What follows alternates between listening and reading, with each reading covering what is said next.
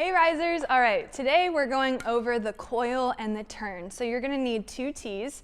If you don't have a second tee, you can use a block, a bucket, something behind your back foot, just to give you a little bit of a guide. You're not gonna really depend on it, it's just gonna kind of be that visual to give you some feedback.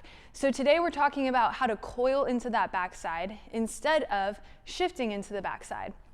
And what this leads to is just a lot more consistent of a load and consistent of a sequence. So the sequence, hips, torso, arm, hand, barrel, we want that all to sequentially get to contact. So we're going to talk about coiling into the backside to make that happen, and then also turning to contact.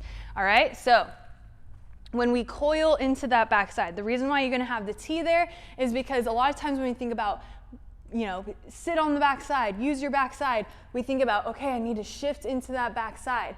But a lot of times when we shift into the backside, now that leads to a lot of other problems. And so we need to learn how to coil into the backside, into the back hip, without shifting our weight past our foot.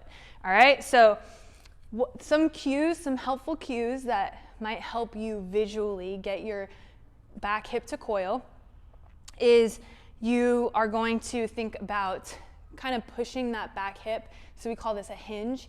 Maybe you think about a little golf ball right in your hip and you're going to kind of pinch it. Okay, that's one way to get the coil. Another way to get the coil is to think about showing your belt buckle towards the catcher, not all the way, but just kind of showing a little bit more of the belt buckle towards the catcher. Another way is you think about your back pocket, showing your back pocket towards the pitcher, something to get that back hip, to get those hips to turn into your back hip. And meanwhile, we're gonna kind of keep those shoulders neutral, okay? So you can kind of do this too, put your bat over your shoulders, and you're gonna work on getting your back hip to coil without turning your shoulders with your back hip, okay? So we don't want our shoulders turning and being all crazy. We want the shoulders to kind of pretty much stay neutral as we move, okay? So this is a really helpful exercise to kind of map that movement. Okay, so kind of work on that coil.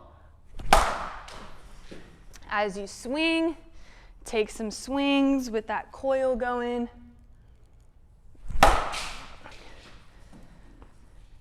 And take your time. If you need to coil a little slower, maybe you need to coil, pause, and then swing, go ahead and do that. It really just, any way that you can start to get that movement going. Once you have the coil going, I want you to think about the turn, okay?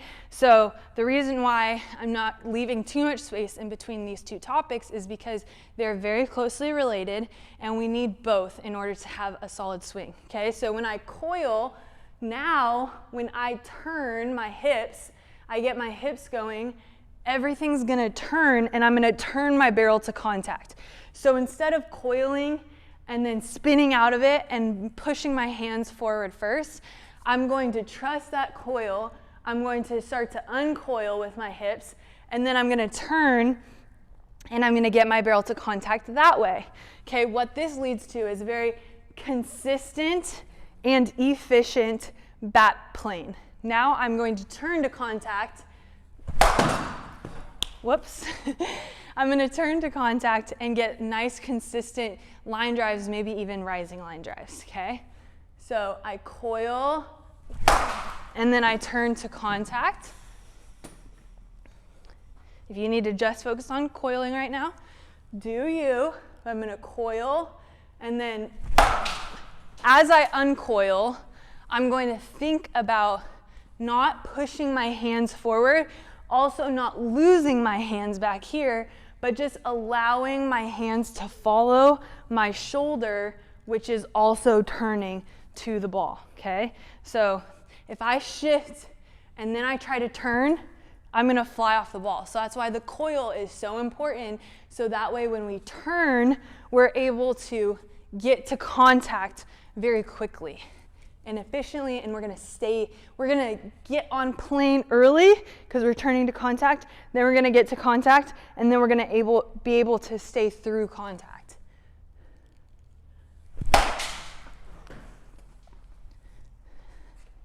So if you really struggle with shifting back into your load, you could hit with this every single day.